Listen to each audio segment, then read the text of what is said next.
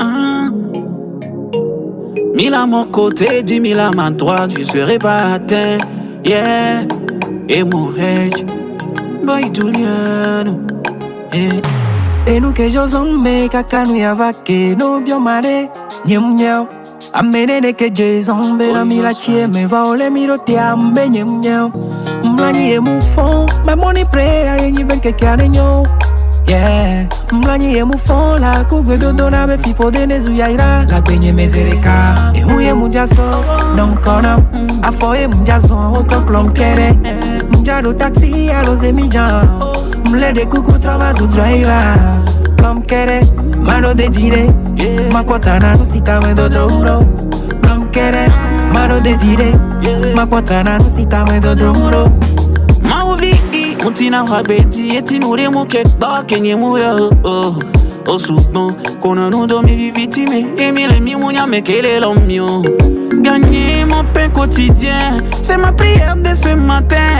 Sécuriser ma famille, ma santé, mes mouvements, c'est ma prière de ce matin. Oh, obi ma ugande kaye ni driver, ma ugande kegba ni docteur. Futo de pawa combien de la tiawa.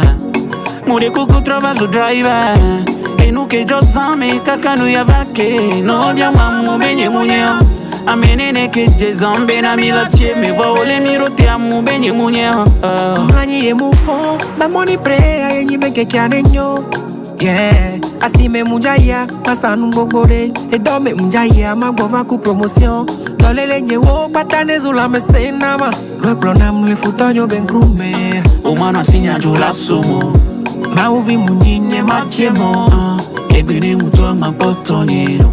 Mauvi munyinye machemo. E huye munjaso, non kona. Afoye munjaso, otoklom kere. Munjado taxi, alo zemijan. Mle de kuku travazo driver.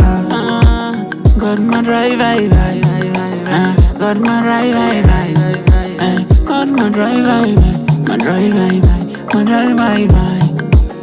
Another prayer national.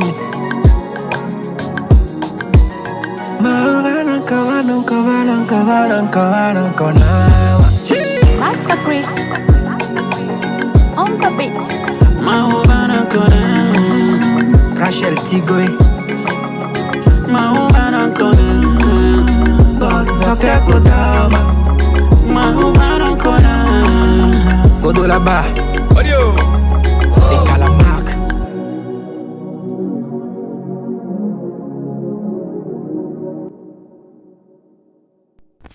Ici, le titre de l'ouvrage de ce coaching, c'est langue commerciale. Langue commerciale. Langue commerciale. Introduction. Ici, on va parler de l'impact de la langue sur les activités commerciales d'une localité. On communique toujours à l'aide d'une langue. On peut définir une langue comme un ensemble de codes ou de mots ou d'expressions destinées à exprimer les idées ou les pensées des êtres humains au sein d'un groupe humain. À chaque heure de la journée, les clients viennent consulter les services d'une boutique, d'un bar, d'une buvette, d'un hôtel, d'une auberge, d'un magasin, etc. etc. D'où le commerçant ou le commerçante ou la commerçante plutôt discute avec les clients dans une langue qui peut être nationale ou étrangère ou de la localité. Il faut qu'un commerçant maîtrise bien les langues de sa localité pour mieux vendre ses produits chaque jour que Dieu fait aux habitants de sa localité. Donc, la langue, c'est un instrument très capital pour un commerçant ou une commerçante de bien vendre ses produits ou de bien rendre ses services aux habitants d'une localité donnée. 1. Commerce. Le commerce est une activité de vente des produits d'une entreprise aux habitants d'une localité. Cette activité se déroule souvent dans les magasins, dans les boutiques, dans les bars, dans les buvettes, dans les auberges, dans les hôtels, etc., etc. Selon l'histoire, en Afrique, les hommes et les femmes pratiquaient le commerce comme activité de source de revenus. La majorité des femmes africaines pratiquaient le commerce comme activité de revenus de subsistance. Les hommes pratiquaient des activités qui sont le commerce, l'agriculture, l'élevage, la pêche, etc., etc. Les commerçantes et les commerçants vendaient les produits agricoles, entre parenthèses le mil, le maïs, le sorgho, l'igname, le piment, tomates, patates douces, l'arachide, l'haricot, manioc, etc., etc., etc. Les produits d'élevage, les produits de la pêche. Aujourd'hui, l'école a apporté une nouvelle connaissance au sein de l'activité du commerce en Afrique et les usines et les industries de l'Europe, de l'Asie, de l'Amérique ont introduit des nouveaux produits au sein de cette activité, à savoir le savon, le ciment, l'ampoule, voiture, moto, vélo, l'essence, etc., etc. qu'on commercialise aujourd'hui en Afrique, partout en Afrique. Ce chemin est créé dans l'activité du commerce, à savoir l'entreprise, magasin, boutique.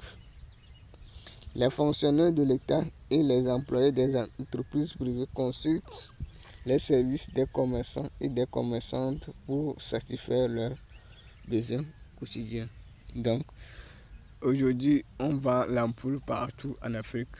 Partout en Afrique. On vend les voitures partout en Afrique. On vend les pièces dépassées. Les pièces détachées des véhicules, des motos partout en Afrique. Donc cela vient de l'Europe, de l'Amérique, de l'Asie, etc., etc. Donc qui donne l'opportunité aux commerçantes, aux commerçants de créer leur boutique. Donc de leur boutique, c'est une opportunité pour les commerçants africains. Donc le commerce est élargi à cause des produits étrangers et les produits locaux. 2. Langue. Une langue est un moyen de communication pour les êtres humains. La langue est un outil crucial pour un commerçant pour vendre ses produits aux habitants d'une localité donnée. Auparavant, en Afrique, les commerçantes et les commerçants vendaient leurs produits en langue locale, c'est-à-dire la langue de la localité. Aujourd'hui, grâce à la colonisation, des nouvelles langues ont vu le jour en Afrique, à savoir l'anglais, l'allemand, le français, l'arabe, l'espagnol, etc., etc. L'anglais et le français sont deux langues qui sont enseignées,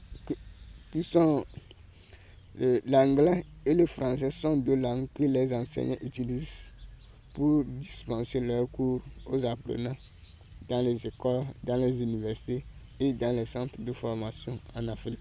Donc, on a deux natures de pays en Afrique, à savoir pays francophones et pays anglophones.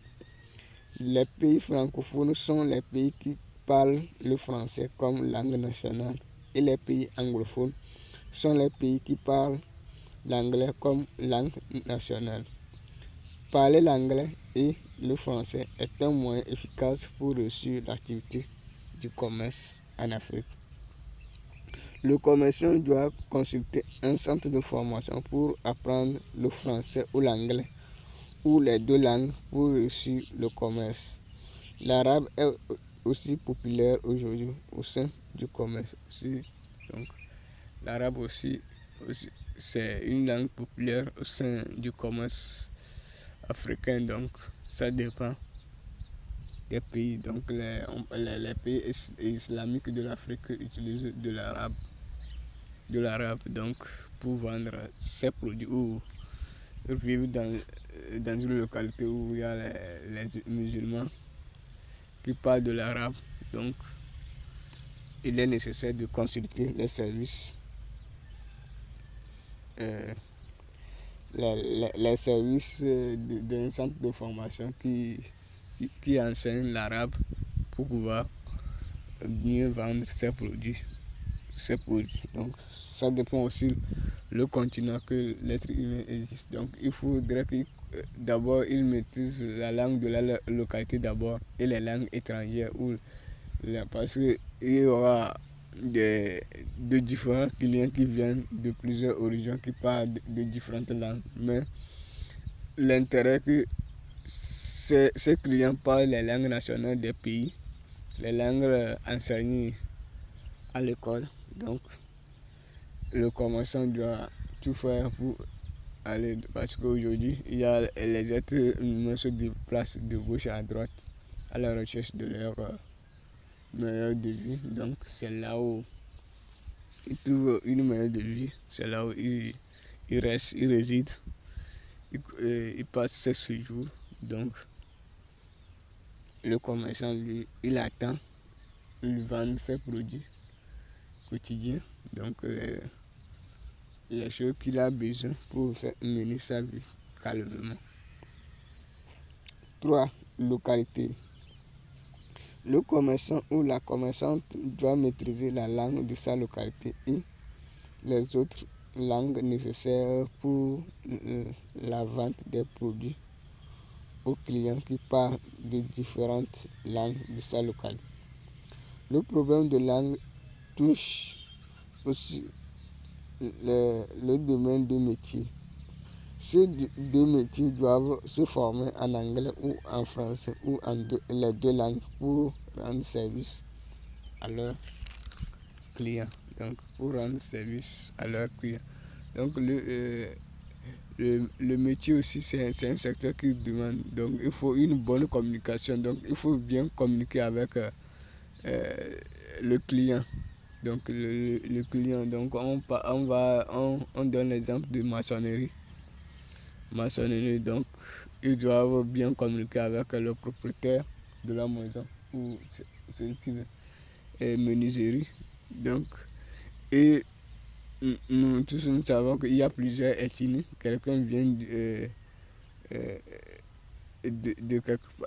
y a plusieurs ethnies, il y a plusieurs tribus. Donc, ils parlent de différentes langues.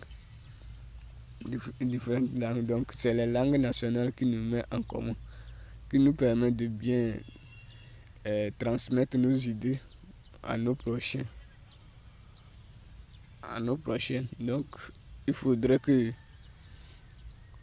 l'être humain se forme. Donc, si c'est une occasion d'opportunité de créer un cabinet qui va aider les gens à rédiger, à mieux parler l'anglais ou le français, l'espagnol ou l'arabe. Donc, c'est une opportunité donc, de créer un cabinet et former les gens à bien maîtriser ces langues nationales pour pouvoir réussir des activités. Donc, c'est une occasion pour les entrepreneurs, pour les gens qui ont eu la licence en anglais, en français, lettres modernes, tout ça, de mettre en place un cabinet pour pouvoir enseigner les gens à maîtriser le français ou l'anglais. Donc, il suffit de se former, comment savoir enseigner une langue à une personne. Donc, c'est nécessaire aujourd'hui. Donc, ça rentre dans le développement d'un commerçant ou d'une commerçante ou d'un employé qui a une compétence d'un métier pour pouvoir réaliser sa mission.